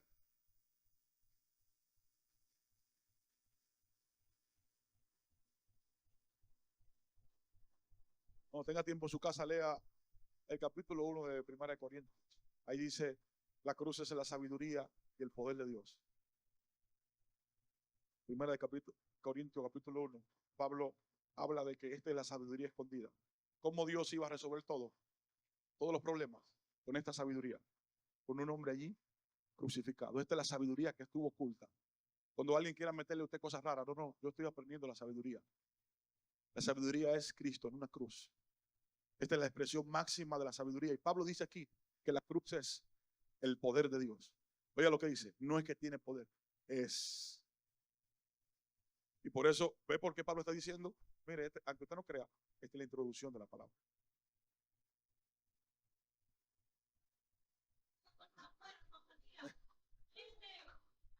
Ok. No se ponga a agitarme después se le cosa en la masa cefálica, después usted está ahí. Es mentira, amado, miren. Pero mire, sí puntualizar, una vez que hemos comprendido esto, entonces, viene entonces algún principio para la aplicación de nosotros respecto a esto. Esto tiene que, aparte la revelación viene para despejar la mente y para enseñarnos el diseño de Dios, pero también viene para la participación individual de nosotros en esto. Y eso es una pregunta. ¿Cómo participamos de eso? Es una pregunta legítima. Respecto a lo que estamos hablando. Es grandioso porque hemos visto a nivel macro lo que la cruz se ha propuesto desde la eternidad, el antiguo pacto, en el tiempo de la historia y aún va a proseguir aún en la eternidad. Ahora, en la vida aplicativa, es una pregunta, ¿cómo podemos participar de él? Si se dan cuenta, no voy a leer el pasaje, pero le doy la cita, Lucas 23, 26. Hay un hombre llamado Simón de Cirene cuando el Señor está siendo crucificado. Simón de Cirene, Lucas 23, 26. Usted es una iglesia bíblica, además tiene que anotarlo para no perturbe la revelación y después lo chequea. Si dije algo fuera, usted me dice, pastor, no está ahí. Pero está ahí. Simón de Cirene, ustedes saben esa historia. Cuando Cristo iba camino a la cruz, ¿qué ocurrió con él? ¿Él decidió ayudarlo o qué? Entonces se llama cruz impuesta. No funciona. No funciona. Toda enseñanza que le hable de la cruz y quiera imponer la cruz. Recuerden que para ese entonces la cruz era un instrumento de castigo y de maldición. Si usted tocaba eso, ya hasta la sociedad decía, pues mire, este es un maldito. Así que nadie quería tocar la cruz. Por lo tanto, cuando él viene, es una imposición que él la toca. No es algo voluntario. Y es una manera incorrecta de participar de la cruz de Cristo. Cruz impuesta. Es una imposición. Hágalo y que eso no funciona. Todo este evangelio, desde lo más mínimo hasta levantar usted una uña, lo que sea, necesita revelación por el Espíritu. Porque de lo contrario lo podemos hacer por mecánica, por inercia, pero sin vida. Y Dios está interesado no en la mecánica, sino en la vida que Él puede producir en nosotros. Cuando estoy delante de algo que no entiendo, ¿sabe qué yo hago? No hago nada. Hasta que el Espíritu me ayude y me habilite con su vida para hacerlo. Porque de lo contrario, escuche bien, voy a producir una obra muerta. Y si no tengo cuidado, cuando termine de eso, me van a preguntar cómo lo hiciste. Y ahí va a salir Adán. Y se va a sonreír. Te voy a explicar ahora. Y a Adán le encanta hacer eso. ¿Para qué? Para que la atención esté en él, no en el que murió por nosotros. Así que cuidado. Por eso hay un tiempo de reposo. Por eso usted se da cuenta qué le ocurre a las semillas cuando empiezan su proceso de muerte. Las semillas empiezan a perder su apariencia. El proceso de la vida destruye la apariencia de la semilla. Cuando ella absorbe el agua, hay un embrión dentro de ella. ¿Qué hace? Absorbe y empieza a activarse. Cuando las semillas están sin el agua, se les llama semillas latentes. Están en un proceso dormidas hasta que el agua la toca. Cuando el agua la toca, empieza entonces en ella una revolución. Ellas no van a la escuela a aprender a echar raíces, ni cómo echar frutos. No van a un seminario, porque en ella está la inteligencia para producir todo. Pastor, ¿qué me quiere decir con esto? Que en usted está el Espíritu Santo, la vida resucitada, que posee toda la inteligencia para convertirse en un cristiano maduro.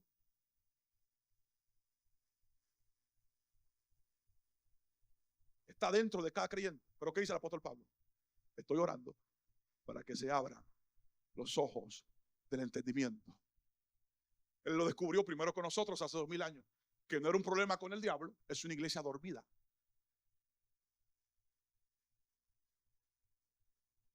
Así que mucho cuidado, cruz impuesta.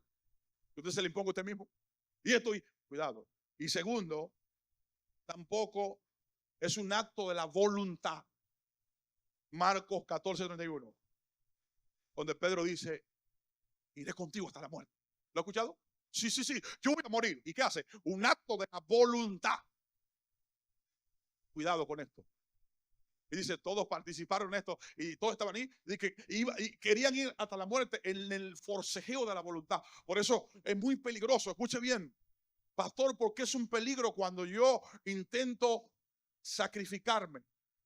Cuando yo quiero presentar mi vida súper quebrantada, sin darme cuenta, anulo la vida quebrantada de Cristo. Y eso es un peligro. Así que él dice, no, yo no te negaré. Iré contigo hasta la muerte. Entonces estas dos maneras son peligrosas. Ni la imposición, ni tampoco la voluntad. No, yo voy a morir. Y tengo, cuidado con eso. Y cuando usted escuche una prédica, cuidado, abra su oído. Porque esas dos cosas destruyen el principio para participar de la cruz. Lo destruye. No puede ser por voluntad ni imposición. Dios no quiere que la carne tome lugar en esto, porque es peligrosa y se puede robar la gloria del Señor. Por eso usted ve en el antiguo pacto, cuando Usa tocó el arca, lo fulminaron.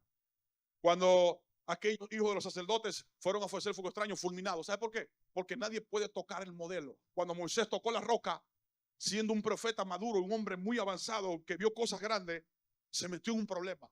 Porque el Señor le dijo, mira, a ellos yo le hablo en símbolo, pero a ti te hablo cara a cara. Tú sabes que esa roca habla de Cristo. Tú no tocaste una piedra, sino que a mi hijo. Y ni siquiera en el antiguo pacto se lo perdonó.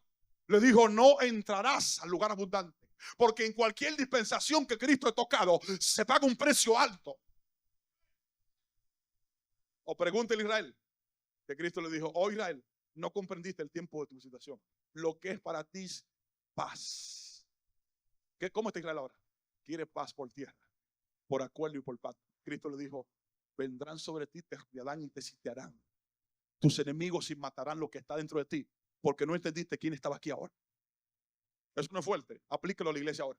Si la iglesia no comprende el tiempo de la visitación de Cristo sobre ella,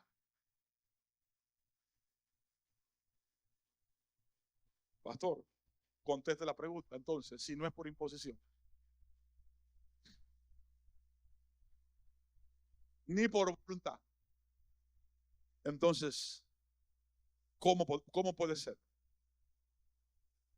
Si leemos a Hebreos 2:9, aquí hay un ingrediente. Vamos a colocar algunos ingredientes que son necesarios para esto. Hebreos 2:9.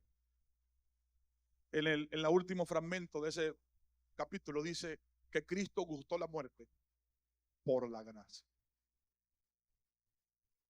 La gracia. Entonces, pastor, ¿qué me quiere decir? Necesito pedir la gracia a Dios. Pastor, ¿qué es gracia? Favor inmerecido. Esa es la definición teológica que comprendemos de aquí para allá. Gracias es favor inmerecido. Quiero decirte que la gracia es más que eso. Es la vida de Dios derrotando el pecado y a todo lo que se opone. El desarrollo es la vida. La gracia de Dios es la vida de Dios actuando. Es la vida que te hace ser productivo. Pablo dijo, he trabajado más que todos ustedes. No yo, sino la gracia. Así que todo lo que usted ve en éxito en él dice, trabajé más que todo y se para. Dice, no, yo no. La gracia. Así que la gracia es lo que nos ha salvado, pero también es lo que nos permite hacer la labor en el trabajo de Dios. La gracia, la medida de gracia en él es una fuerza. Por eso le dice, 3 veces he orado, quítame esto. ¿Y qué me dijo? Bástate en mi gracia, porque cuando eres débil, entonces eres fuerte. Yo necesito una generación de hombres débiles para que sean fuertes en Dios. Por eso cuando iban a entrar a Canaán, Josué le dijo, circuncídenlo a todos. Hizo débil a todos para que no se robaran la gloria de la victoria. Siempre que estás delante de una conquista, Dios hace un corte de la carne y te debilita para que sepas que esa victoria viene por mano de Él. Entonces, diga conmigo, para participar de la muerte, necesito la gracia de Dios. Pastor, ¿y dónde la busco? Hebreos dice, acerquémonos pues confiadamente. ¿Para qué? ¿Para hallar qué? Para hallar gracia. Dice que te acerca al trono de la gracia para que halle la gracia. Pastor, tradúcamelo en español. Ahí dice en el original, acércate a Cristo, a su presencia, porque hay una gracia destinada para cada situación que se te presenta. Lo que pasa es que tú vas a los hombres a preguntar y no te acercas al trono de la gracia. Y busca todas las soluciones en la tierra y no te acercas al trono. En el lugar donde la gracia ya te está esperando antes de que tu necesidad se forme, ya hay gracia. Acércate porque hay una gracia reservada. Así que la gracia es un ingrediente. No recibe imposición ni voluntad. Cuidado con eso. Señor, solo con tu gracia. Otra más, en Romanos 6:6 hay otro ingrediente.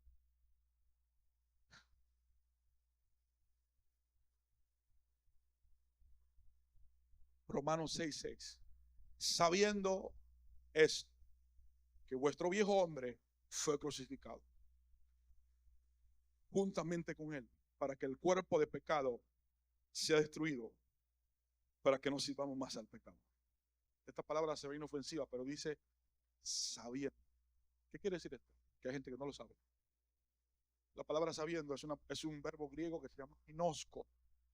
Ginosco, que significa un entendimiento completo. Debo saber que con el viejo hombre que lucho ya fue crucificado. Yo debo ser notificado, no en la mente, sino que esto es en mi espíritu. Debo saber que con lo que lucho, aunque es tan real, Cristo ya se encargó de él. Debo saberlo, sabiendo. Es un conocimiento que necesito por el Espíritu. Señor, revélame. Este era el dilema que tenía Pablo en Romanos 7. Hay una ley, miembro, hay un mal dentro de mí. Y él llega a descubrir que hay una gracia para tratar con eso. Porque no comprender esto es lo que ha abierto la puerta para que se manipule y se manosee el alma de la gente. Los manoseadores del alma. Esa es la era que vivimos, los manipuladores. Escuche bien, por no entender que aquí hay un trato de Dios. Debo saber que mi naturaleza antigua, con los hábitos de mentira, con lo que sea que tenga, con lo que todavía me haga la guerra, ha sido llevada. Esa es la notificación de Dios, que Dios quiere que yo sepa. Pero el diablo no quiere que yo la sepa, porque dice ahí que el pecado pierde su reino. Lo que me está atacando, ¿qué hace? Pierde la capacidad, porque ahora lo sé. No fue que lo oí, no fue que me lo dijeron. Por eso utiliza términos como este: estoy seguro. La expresión máxima de la fe es cuando la fe transiciona de un don a una seguridad, a una naturaleza. No es lo que veo, no mirando nosotros lo que se ve, por lo que se ve temporal, más miramos lo que no se ve. Pastor, ¿y qué es lo que no se ve? Que a veces puede tener una lucha tan real. Sin embargo, al mismo tiempo, soy un vencedor en Cristo. Y el diablo juega con esto en la mente. Dice: mira cómo tú estás. Y tú eres hijo de Dios. Mira, fuera de su posición, y se mira en la condición. ¿Sabe cómo? Se le baja la cabeza y se siente derrotado. Él es un experto haciendo. Por eso Pablo nunca se lo permitía. Él decía en la cárcel: soy un prisionero de Cristo. No, Pablo, de Roma. No. Cristo. Ese sonido de palabras, él hacía un contragolpe con esa declaración. Estaba diciendo: no es Roma que me tiene. Yo soy un prisionero, un custodio de Cristo. Y después les subía la revelación más fuerte y decía: no, soy un embajador encadenado. Desde aquí estoy escribiéndole al cuerpo de Cristo. Yo estoy preso, pero la revelación que está en mí no está presa. Se va a levantar una generación que va a ir más allá de sus prisiones, va a ir más allá de sus lamentos, porque sabe que la vida que porta no puede ser aprisionada. Usted no sabe lo que es hebreo. El poder de una vida indestructible. Ay, pastor, me ofendieron porque no participamos de la vida indestructible. Pastor, ¿y qué implica esta participación? Cuando participamos de este hombre nuevo. Pastor, y usted está ahí. Le estoy pidiendo a Dios para tirarme en esa piscina. Pastor, de lo que le estoy hablando me trasciende a mí. Yo soy un miembro de esta escuela, un discípulo, porque en este nivel no hay rango pastoral ni nada. Dice que yo soy pastor, apóstol, evangelista. Pastor, explíquemelo con una ilustración que a usted le gusta. Llegó un hombre y se levantó con una varita. Habían 500,000 de personas cautivos, 400 años. Y llega este hombre de Dios, ungido de Dios, y dice: miren lo que hace Dios. Una serpiente y se la traga a la otra. Wow. Y los ancianos mirando, se le salía la baba y dicen: terrible este hombre. Al otro día viene el hombre y toca la vara, y el Nilo, segundo principal río del mundo, se convierte en sangre. Hermano, si se me convierte en sangre una piletica aquí, nos volvemos locos. El Nilo. Imagínense cómo estaba todo el mundo azorado. Al otro día toca el suelo y salen piojos. Otro día se levanta con esa misma vara y ¿qué hace? Establece una oscuridad. Otro día, granizo, langosta. Imagínense, 500,000 lo está mirando y toda la atención está sobre él. ¿Hasta cuándo? Hasta que una noche Dios le dice: Moisés, ¿qué lograste con eso? Se puso duro Faraón. ¿Y qué hago, Señor? suéltame la vara, el ministerio, y pónmelo en un lado. ¿Y qué hago? Siéntate en la mesa a comer la cabeza del cordero, las entrañas y las piernas. En esta noche, cuando mi hijo se revela, nadie es más ungido que él.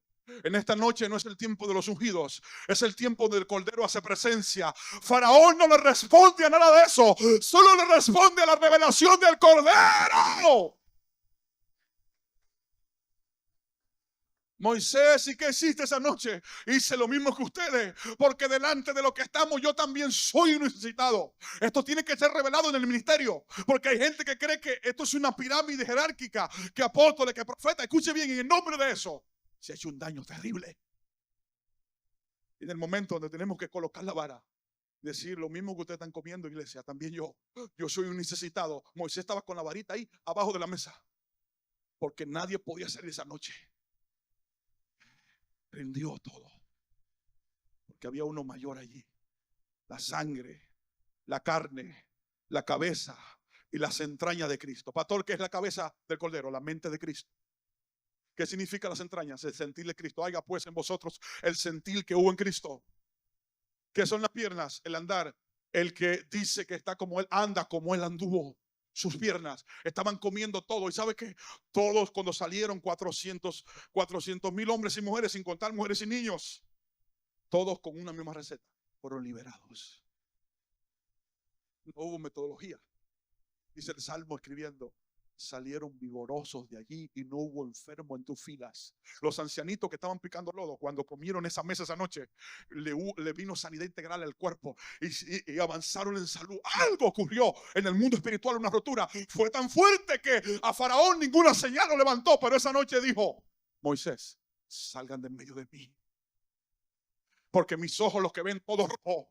Cuando la iglesia aplica la sangre, cuando la iglesia participa de la carne y la sangre, el diablo es cegado y lo que te oprime te suelta. No, denle un aplauso a la gloria.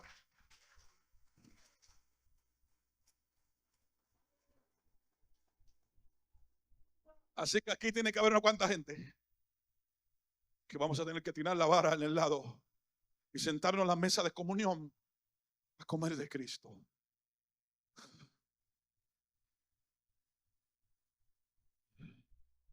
Necesito la gracia y la revelación del Señor. Ahora Pablo agrega este ingrediente en Romanos 8:13. Porque si vivimos conforme a la carne moriremos, mas si por el Espíritu hacemos morir la obra de la carne. Ustedes ven que no, ¿cómo es que muere la carne?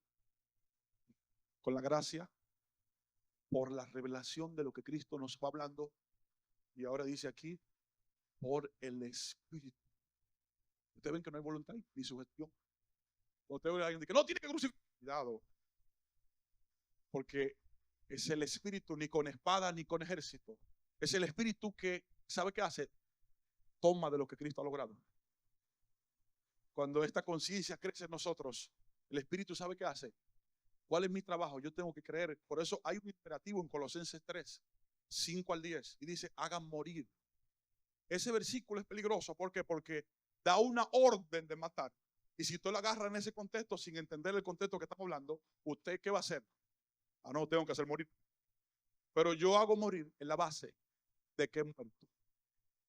Yo hago morir las obras de la carne en la base de que ya he muerto, porque Cristo ya me mató. Entonces, escuche bien, no lo puedo hacer en mi voluntad, porque es un peligro. Ante ese contexto dice: ustedes están sepultados con él. Primero notifica a la iglesia que ya Cristo es que ha matado esa naturaleza. Recuerden, nadie puede lidiar con esta bestia, con este hombre de pecado. No podemos en nuestra fuerza ni voluntad ni con ningún sacrificio. Cristo se encargó de él. Así que el trabajo de la iglesia es creer y no añadirle a lo que Cristo ha logrado. Dejar que el Espíritu, escuche bien, el Espíritu Santo traslade a nosotros. Dice: hagan morir por el Espíritu. Pastor, ¿qué significa la posición del Espíritu? De manera, ¿cómo dice Romanos 8? A los que están en, ¿cómo dice Romanos 8?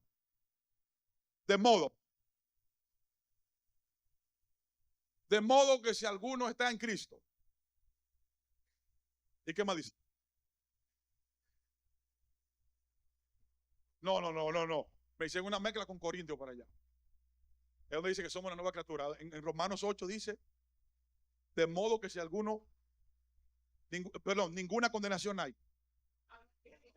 Ahora sí. ¿Cómo dice? Ninguna condenación hay. ¿Y después qué dice abajo? Ahora quiero que vea lo que él habla aquí para romper el miticismo. ¿Qué significa estar en el Espíritu? Si lo leen en cámara lenta, dice, ninguna condenación hay para los que están en Cristo. Entonces después dice, estos son los que no andan conforme a la carne. Entonces, ¿quiénes son la gente en el Espíritu? Los que están en Cristo. ¿Se puede ver? No son los que están en una loma. Los que se centraron en la obra de Cristo están en el Espíritu. Ustedes ven cómo se quita la confusión. De modo, escuche bien, que ninguna condenación hay para los que están en Cristo. Estos son los que no andan conforme a la carne, sino en el Espíritu. Así que conforme al Espíritu es el equivalente a estar en Cristo. Entonces, cuando dice, hagan morir las obras de la carne por el Espíritu, es la permanencia permanente en Cristo. Mientras más me expando la luz. Yo tuve una experiencia, aquí voy a cerrar, me iba llevando a la bebé a la escuela por un camino que son 365 días por el mismo lugar y lo puedo transitar bien. Hay una montaña alta y cuando voy subiendo está en posición este, el sol da bien fuerte, nunca ocurre, pero hoy me metí en esa ruta y cuando voy subiendo es una ruta como de 150 metros por lo menos, está el sol así bien fuerte. ¿Sabe qué hizo? Mi visión se me borró y yo iba en el carro al pasito así de día estoy hablando de las 10 de la mañana, claro, no está nublado y no veo. Y después en el camino del Espíritu empieza a hablarme, me dice, Cristo es el sol de justicia. Vienen días cuando la luz del Señor será tan fuerte por nosotros. El camino que hemos recorrido, en la experiencia, en la humanidad, va a ser transformado. Yo iba dependiendo en ese carro, no de lo que se iba a manejar, sino que aun cuando era un camino que había transitado, ahora la luz estaba gobernándolo. Y estaba dependiendo escuche bien, de Dios allí. Es lo que el Señor nos está llevando en este proceso de crucifixión. Nos está llevando, escuche bien, está transicionando nuestra vida, está edificándonos en Él. Mientras la luz se expande, está borrando el camino antiguo. Y necesitamos ser dependientes de Él. Así que participamos de esta crucificación por el Espíritu, por la revelación del Señor, por la gracia, no por la fuerza. Pastor, ¿cuál es la importancia de esto? Experimentar la vida resucitada. Cuando mire la cruz, no simplemente mires un lugar donde tú mueres. Es un lugar de transición para participar de la vida. Es un error solo mirar, bueno, voy a morir. No, tienes que comprender que también hay una participación de la vida. Porque Dios no quiere simplemente clavarte allí. Pablo dice, la muerte actúa en nosotros y la vida también. Le descubrió que participamos de la muerte. Como le pasa a la semillita, recuerda, se muere, pero se queda ahí. No, en ella empieza a venir una existencia de una nueva vida. ¿Sabe qué es eso? Eso se llama el Evangelio de Cristo. No paredes, no estructuras, no hábitos, no comportamiento religioso. Es la participación de la vida y naturaleza de Cristo. Una iglesia no se le mide su crecimiento por cuántas personas hay, sino por cuánto ha aumentado en la vida del Hijo. Voy a repetir lo que le dije. Una iglesia no se mide su crecimiento por cuántos miembros hay, sino por cuánto la vida del Hijo está creciendo. Aquí hay gente que va a tener problemas, que le va a presentar una iglesia a Dios y le va a decir, ¿y eso? Pero esa gente no ha nacido de nuevo. El Hijo mío está ahí. Por eso dice en Hechos, crecían en la palabra. Y después dice, el número de discípulos se multiplicaba. Los discípulos están antecedidos, ¿por qué? Por el crecimiento en la palabra. Juan 1 dice, en el principio era la palabra, y la palabra era el verbo, y el verbo era la vida de los hombres. Crecían en la palabra, no en la escritura. Porque la palabra es una persona viviente. Cristo gobernando el corazón de los hombres, juntamente crucificado con Cristo estoy. Se puede ponerle pie.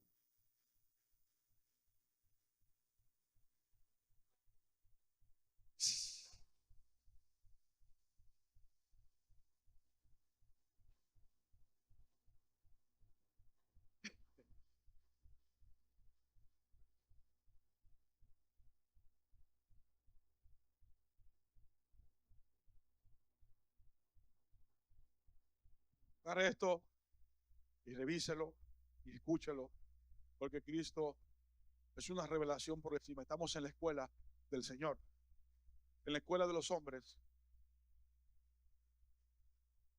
Se aprende de esta manera. ¿Memorizaste lo que te dije? Repítelo. Y la gente, como una foca o un loro, dice, por ejemplo, lo puedo hacer en un experimento. ¿Qué es la justicia? El acto soberano de Dios por el cual Dios ha declarado al pecador justo por los méritos de Cristo. Ese es un concepto. Alguien viene a una enseñanza y yo le transmito esto. Le digo, mira, la justicia es el acto. ¿Y qué hace la gente? Lo aprende. Se va para la casa y dice, ya sé qué significa la justicia. Ese es en la escuela del hombre. En la escuela del Espíritu, esa verdad se aprende de esta manera. Llega el lunes y no te sientes salvo. Y dice, no me siento salvo, no sé quién soy yo. ¿Y quién soy yo? ¿Y qué es lo que es esto? Y en ese instante el Espíritu Santo te empieza a recordar. Justificado por la fe, tienes paz para con Dios. Eres un hijo amado. En ese instante, en esa escuela, ¿sabe qué pasa? La verdad no está en tu mente como un conocimiento intelectual. La verdad ahora se volvió algo que te gobierna ahora. Y hay mucha palabra en la mente, pero no en el espíritu. Por eso dice, escribiré mi nuevo pacto, esas leyes en el espíritu, en el corazón y en la mente. Deben ser escritas. Y todo lo que tú estás expuesto y te vas a seguir exponiendo, necesitas pedirle al Señor la gracia para que participemos. Muchos de ustedes, al igual que yo, han sido sometidos a momentos dolorosos. El Señor está actuando la muerte de la cruz en esos procesos. Está produciendo presión para llevarte al terreno de muerte y resurrección. Nadie va a detener este programa. Ya lo planeó antes del tiempo. Pero cuando comprendemos esto, anoche se sometió. No somos víctimas. Pastor, ¿y quién fue la víctima? Cristo. Él fue la víctima del Padre. Por eso el papel de ser víctima no nos queda. Porque ya hay uno que fue la víctima del Padre. Lo que sea que me está ocurriendo está en la mano de Dios. Job, aún muchos años que se revelara esto, ¿sabes? Recibió revelación y dijo, sé que mi Redentor vive y aún del polvo se levanta. Aunque mi carne sea deshecha, con mis ojos y debieron ser. Y no atribuyó Dios despropósito a Dios. Dijo, Dios me dio, Dios me quitó. Dios está en control de lo que me ocurre. Cuando se levanta una generación comprendiendo esto, que no hay un diablo tan fuerte ni una carne tan mala, sino una iglesia debilitada en saber quién es en Cristo. Padre, gracias. Cierre sus ojos ahí. Padre, gracias. Gracias. Hay una melodía, si la pueden, alguien que el cántico, regrésanos a la cruz. Siento esta dirección del Espíritu. Llévame a la cruz. Si la tienen, por favor. ¿Te atreves a que agregaremos? Vamos a hacerla.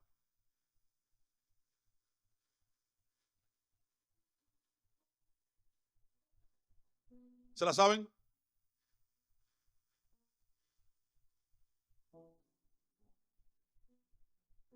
Ayúdenme, por favor, alguien que maneje el cántico, por favor. Necesito esa declaración. Llévanos a la cruz. Gracias, Jesús. Hay gente que necesita en este lugar ser devuelto al lugar donde empezó todo. Gracias, Cristo. Gracias porque esta leve tribulación momentánea está produciendo un eterno y cada vez más peso de gloria, Señor. Gracias, Señor, gracias. Gracias, Cristo. Señor, llévanos a este lugar de reconciliación. Llévanos a este lugar de reconciliación donde estamos siendo edificados en ti, Señor. Donde estamos siendo edificados en tu persona. Oh, Cristo. Oh, Cristo, Señor. ¿Te atreves a decirlo? Si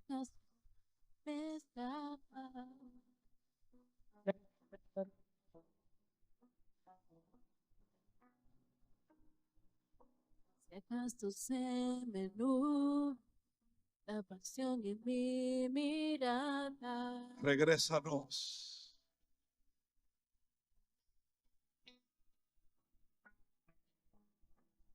Llévame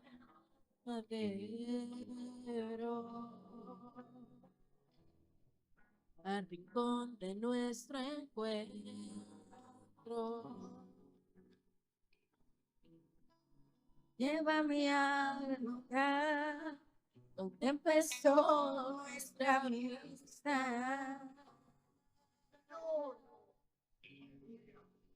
Llévame a la cruz. ¿Dónde está la generación que declara esta palabra? Llévame a la cruz.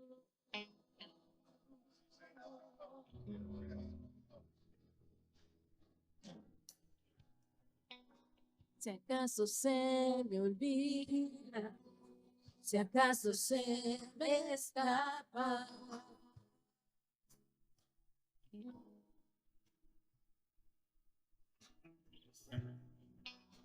si acaso se me nubla la pasión de mi mirada.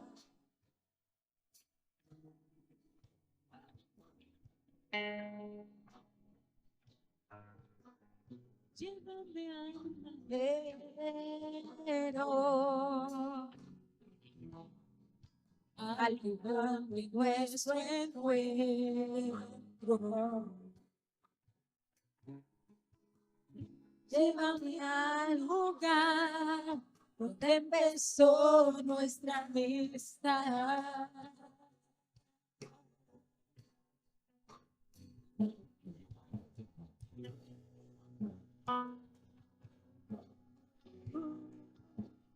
Llévame a la cruz. Vamos, decláraselo en tus propias palabras a Él. Solo allí hay restauración. Solo en ti de nuevo mi amor. Solo allí hay restauración. Solo allí de nuevo mi amor.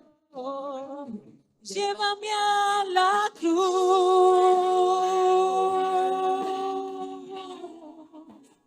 Llévame a la cruz.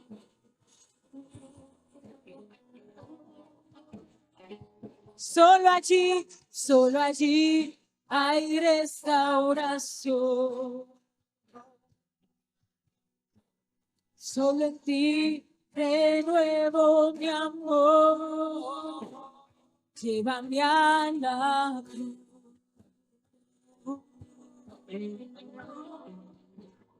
Llévame a la cruz.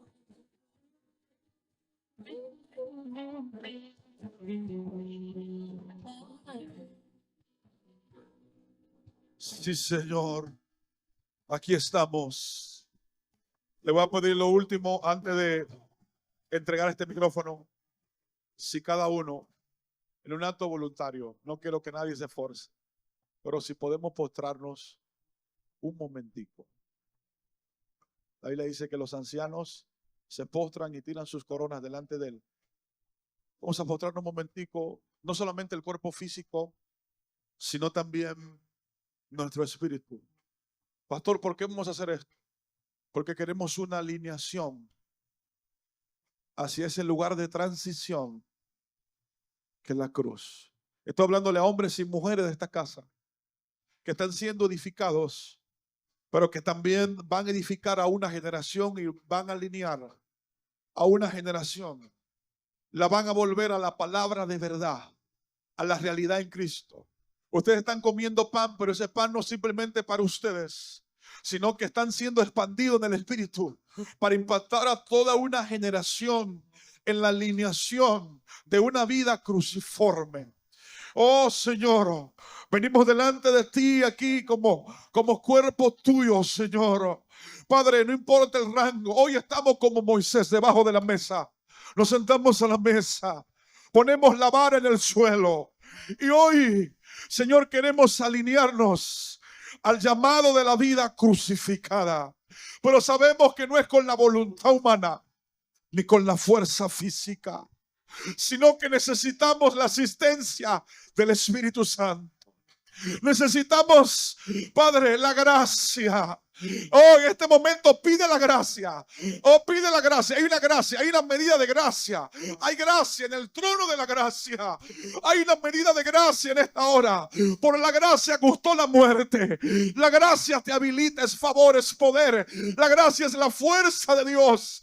Señor, pedimos la gracia a que gente que tiene situaciones fuertes, que están atravesando momentos dolorosos, están camino al Calvario, están siendo sometidos a un proceso de crucifixión, están pasando por pérdida, por situaciones difíciles y no se estaba comprendiendo qué es lo que ocurre.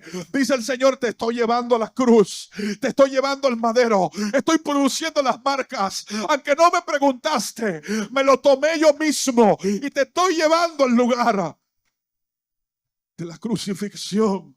Estoy usando esa situación no para muerte. Oh, no es para muerte. Oh, no es para muerte. Oh, no es para muerte. Allí en el monte Moriah, en la prueba más profunda de Abraham, donde aparentemente perdía todo, Cristo dijo: Abraham vio mi día y se gozó. En el momento más fuerte de su prueba, estaba siendo llevado a la crucifixión, al monte Moriah. Estaba entregando lo que más le dolía. Oh, en aquel lugar, tipificando la obra de Cristo. Oh, y Cristo dijo: Abraham vio mi día y se gozó. Oh, esto no es para muerte, dice el Señor, es para que vea la gloria. No es para muerte lo que estás viviendo, es para mostrar la gloria de la vida resucitada. Oh, hijo mío, hija mía, te estoy llevando la cruz. Oh, gracias, Cristo. Oh, Señor, Padre, nos comprometemos en esta hora como generación a la palabra de verdad. Alíneanos a la cruz de Cristo. Que podamos decir como el apóstol dijo: juntamente con Cristo estoy crucificado. Padre, que esta conciencia no se pierda, que esta conciencia sea arraigada en nosotros, en el nombre de Jesús. Arraiga esta conciencia en nuestros espíritus. Arraiga esta conciencia en nuestros espíritus. Gracias, Jesús. Llévame a la cruz. Sí, Jesús. Te pedimos la gracia, Padre, que Eclesía, esta casa, no se aparte de esta palabra. Padre, que nadie sea extraviado de esta palabra, que nadie sea removido de esta posición, que los hijos de esta casa crezcan en la vida del Hijo, más allá de la formación, más allá de la vida conciliar, se reproduzcan en la vida del Hijo. En el nombre poderoso de Jesús. Jesús se me olvida. Gracias, Cristo. Gracias.